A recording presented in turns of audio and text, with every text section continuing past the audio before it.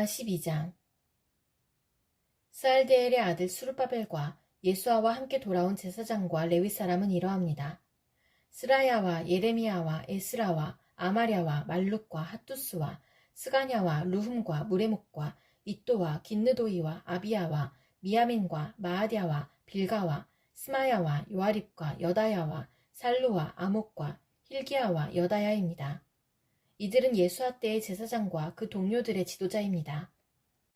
레위 사람은 예수아와 빈누이와 감미엘과 세레비아와 유다와 마따냐입니다. 마따냐와 그의 친척들은 감사의 노래를 지휘했습니다. 그들의 친척 박부갸와 운노는 그들 맞은편에 서 있었습니다. 예수아는 요야김의 아버지입니다. 요야김은 엘리야십의 아버지입니다. 엘리야십은 요야다의 아버지입니다. 요야다는 요나단의 아버지입니다. 요나단은 얏두아의 아버지입니다. 요야김의 시대에 제사장 집안의 지도자로 있던 사람은 이러합니다. 스라야 집안의 지도자는 무라야입니다. 예레미야 집안의 지도자는 하나냐입니다. 에스라 집안의 지도자는 무술람입니다. 아마랴 집안의 지도자는 여호하난입니다. 말루기 집안의 지도자는 요나단입니다. 스바냐 집안의 지도자는 요셉입니다. 하림 집안의 지도자는 아드나입니다. 무라요 집안의 지도자는 헬게입니다. 이또 집안의 지도자는 스가랴입니다. 긴느돈 집안의 지도자는 무술람입니다. 아비야 집안의 지도자는 시그리입니다. 미냐민 집안과 모야다 집안의 지도자는 빌데입니다. 빌가 집안의 지도자는 삼무아입니다. 스마야 집안의 지도자는 여호나단입니다. 요야립 집안의 지도자는 마뜨네입니다. 여다야 집안의 지도자는 우시입니다.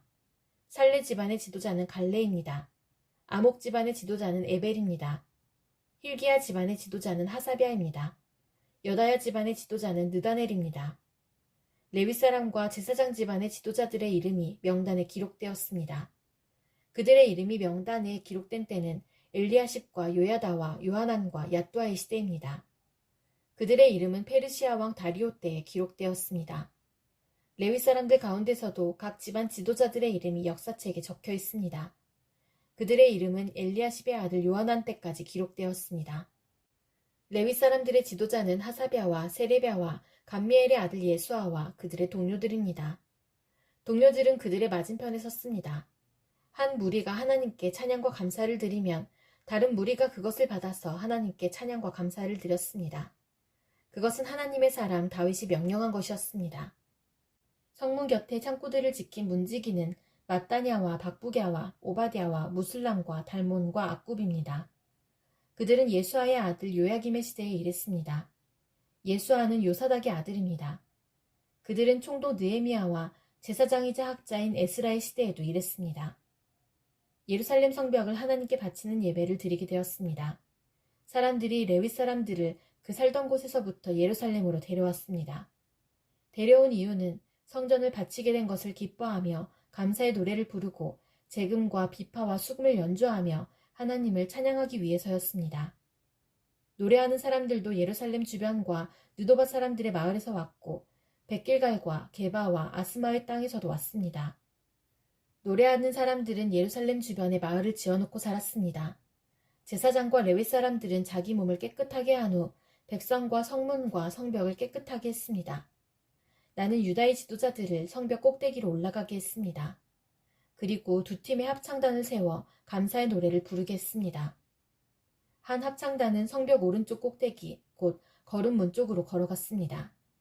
그 뒤로 호세아를 비롯해서 유다의 지도자들 절반이 걸어갔습니다.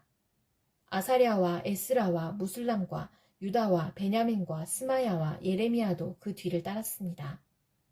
나팔을 든 일부 제사장들과 요나단의 아들 스가랴도 그 뒤를 따랐습니다.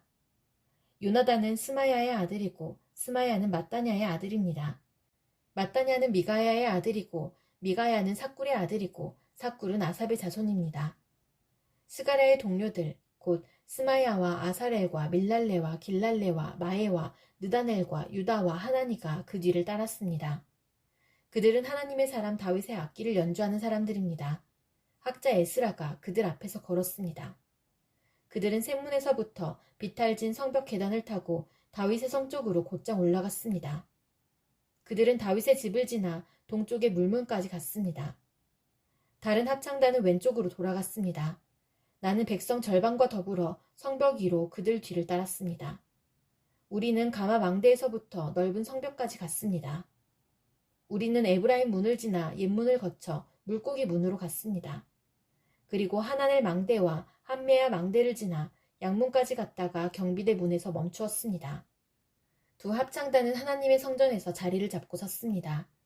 지도자들 가운데 절반은 나와 함께 자리를 잡았습니다. 나팔을 든 제사장은 엘리야김과 마아세야와 미냐민과 미가야와 엘료에네와 스가랴와 하나냐입니다.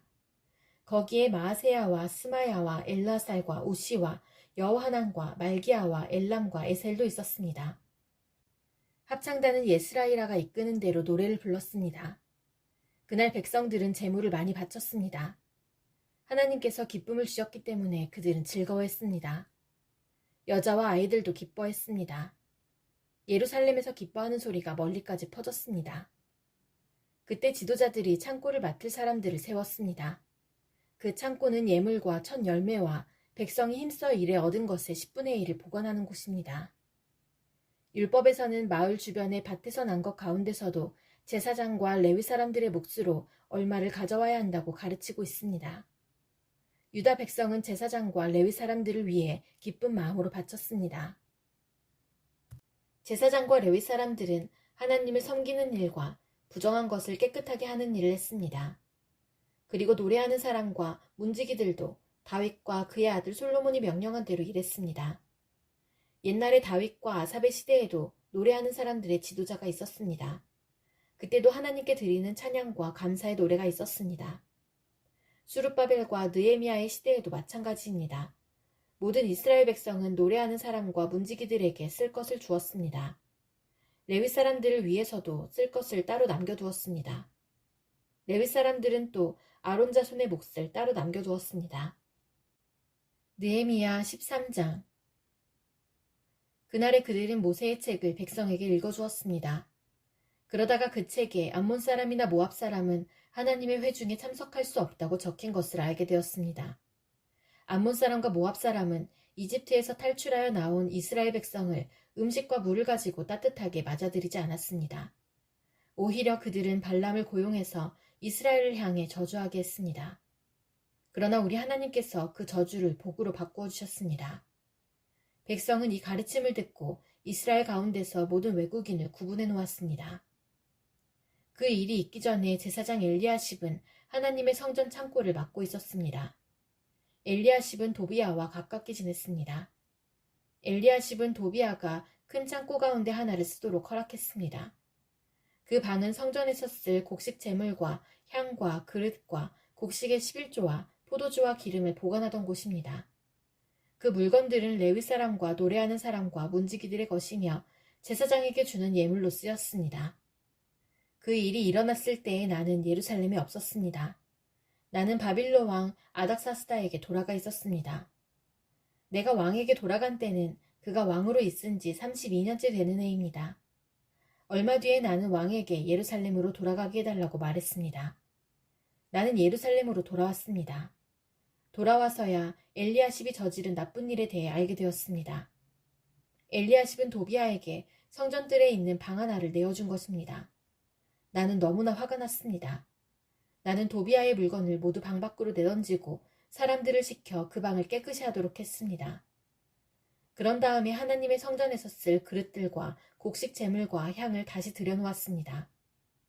나는 또 백성들이 레위 사람들에게 주어야 할 몫을 주지 않은 것을 알게 되었습니다. 이미 레위 사람들과 노래하는 사람들은 자신이 맡은 일을 그만두고 각기 자기 고향으로 돌아가 버린 상태였습니다. 그래서 나는 어찌하여 하나님의 성전을 돌보지 않았소 하고 관리들을 꾸짖었습니다. 나는 레위 사람들과 노래하는 사람들을 다시 불러 모아 일을 하게 했습니다. 그러자 모든 유다 백성이 곡식과 새 포도주와 올리브 기름의 10분의 1을 가져왔습니다. 그리고 창고에 놓아두었습니다. 나는 제사장 셀레미야와 서기관 사독과 레위 사람 부다야에게 창고를 맡겼습니다. 그리고 삭굴의 아들 하난에게 그들을 도우라고 했습니다. 삭굴은 마따냐의 아들입니다. 그들이 정직하다는 것은 누구나 다 알고 있었습니다. 그들은 동료들에게 돌아갈 몫을 나누어 주었습니다. 나의 하나님, 이 일에 관하여 나를 기억해 주십시오. 내가 하나님의 성전을 위해 그리고 하나님을 섬기는 일을 위해 행한 모든 좋은 일들을 잊지 말아 주십시오. 그 무렵에 나는 유다 백성이 안식일에도 술투를 밟는 것을 보았습니다. 그리고 안식일인데도 곡식을 날라다가 나귀 등에 싣는 것을 보았습니다. 그 밖에 안식일에 포도주와 포도와 무화과를 예루살렘으로 실어 나르는 것을 보았습니다. 나는 안식일에 음식을 팔지 말라고 경고했습니다. 그때 두로 사람들도 예루살렘에서 살고 있었는데 그들도 물고기를 비롯해 갖가지 물건을 안식일에 유다 백성에게 팔고 있었습니다. 그래서 나는 유다의 귀족들을 꾸짖으며 이렇게 말했습니다. 어떻게 이런 악한 짓을 할 수가 있소? 어떻게 안식일을 더럽힐 수가 있소? 당신들의 조상이 이런 짓을 해서 우리 하나님께서 우리와 우리 성에 재앙을 내리셨소. 당신들은 안식일을 더럽혀서 하나님을 노하게 만들었소. 나는 안식일이 되기 전에 문을 닫게 하고 안식일이 끝나서야 문을 열게 했습니다. 그리고 내 종들에게 문을 지키게 했습니다. 그래서 안식일에는 잡상인들이 들어오지 못했습니다.